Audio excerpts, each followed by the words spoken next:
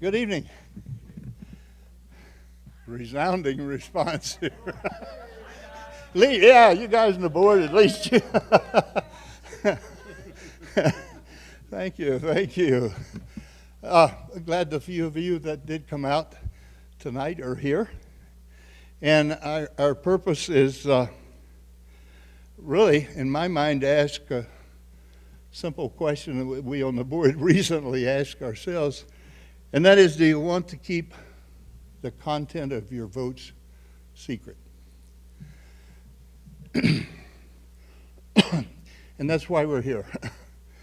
In the view of the board, your answer, we assume, is probably yes, but we need to find out. So what is the problem? Why are we having to ask that question? Why do we need a special election in relationship to that question? And what else needs to be done in addition to the special election? So what is this problem? Well, legally, we can only have open elections from now on in because of the actions of the state legislature.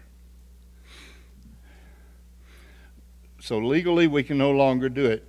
That means that in our upcoming March election, not only would you have to put your name on your vote, but also your address. So, of course, we've never had to do that in the past. We've always been able to submit our ballot with nothing on it in an envelope that had our name and address on it. That technique that we use with our local and state elections as well. The Arizona statute that created this situation is 33-18-12, and I've excerpted here a couple of clauses, and they're the key ones. And if you, I'll read those. Any action taken at an annual, regular, or special meeting of the members shall comply with all of the following if absentee ballots or ballots provided by some other form of delivery are used.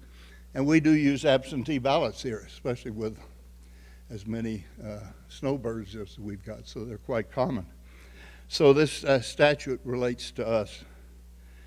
And it goes on to say, they shall contain the name, address, and signature of the person voting. The completed ballot will. So that's the statute 33-18-12. And we just felt this was unacceptable as your board.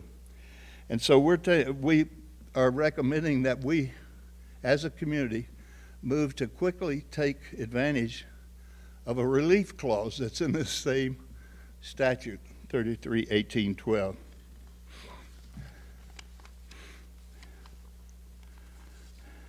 And that relief clause reads, except that if the community documents permit secret ballots, then only the envelope shall contain the name, address, and signature of the voter, are the key words. So that is also a part of that, and that's what we feel we should take action on and allow you to vote on in time for us to continue with secret ballots in the future. So we are recommending that we provide an election with a ballot item in it that has the wording that would require our future community elections to be secret. Now, a yes vote from all of the residents is required to pass that ballot item in that special election.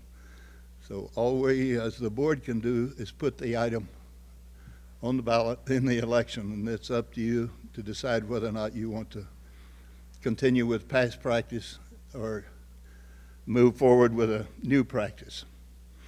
The schedule that we have in front of us to accomplish all this is very compressed, and I'm getting a number of questions from people. Why are you doing this so fast? Jesus came out of the woodwork all of a sudden. We didn't have any warning at all. Well, our normal annual election is in March. This year it's scheduled to be March the 24th. We're required by our own governing documents to give the residents 30 days notice before an election. So that moves us back to February the 24th. If we want to have a special election to change our documents so that we can continue to have secret ballots, we have to give you 30 days notice of that election as well. That moves us from February the 24th to January the 24th. And what is today?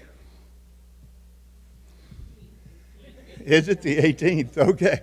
So everything is really squeezed. So all of a sudden we're having sending out ballots to you and having forums trying to squeeze this 60 days into the time frame we have between now and March the 24th. And that's why things are squeezed together so much. There is this forum this evening, which is being attended by all the really important people in the community. And we're glad you could make it. And then we'll have another forum tomorrow at 2 o'clock in the afternoon in the Navajo room. Any questions on the schedule that we've got up here in front of us? Okay. Now, that allows us then to have our regular spring election, hopefully as has been communicated to you on March the 24th. If we have some kind of hiccup between now and then, it could possibly move a day or two if these 30-day time frames run into a problem somewhere. Someone doesn't get something in the mail fast enough or whatever. But there is a role for residents in addition to those that we're taking on the board. And that is, if you agree that secret ballots are important and we should continue to have them, then we ask you to do what you can to notify as many residents as possible that they should vote yes on this special election. And I need to correct that a bit. I got my electronic ballot yesterday and voted and discovered the question isn't yes or no, it's for or against. So what you need to do is vote for, not yes. I'd like to ask our general manager to step up here just a minute, and I'm going to ask him to give you a little information on how did this happen in the state legislature and when. I get that question very often, and he happens to know some pertinent information. Thank you. The way this came about was there was a resident in the Phoenix area who had some difficulties with his HOA. His girlfriend is in the Tucson area, and she had some difficulties with her HOA. They conversed and decided that everything that HOAs do should be totally transparent. And so with that, they thought that elections should be totally transparent, and you should be able to see who voted for what or for whom. And they were able to lobby the legislature enough that they got that bill passed last year. And so it went into effect June of 2016. Keep in mind, legislative session usually ends about the middle to the end of May. So it went in right after the legislative session ends. And in June, this bill came about. And so Robin and I took a look at the ballots that we were getting ready to send out, and in conversation with our legal representative, our attorney, came to the conclusion that we had a problem with that, and I brought that to the board. And this is a credit to your board, because truly they did not know until just last week that this was the case. I believe it was about Monday, Tuesday that I let them know. On Thursday we held a board meeting, and they were fully aware on Thursday, and already we're sitting here talking to you less than a week later, and the vote is already going out. So they've acted on this very quickly to preserve your rights to be able to cast your ballot in anonymity.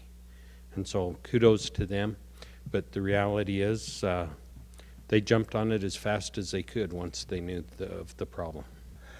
We are adjourned. Thank you for attending this evening.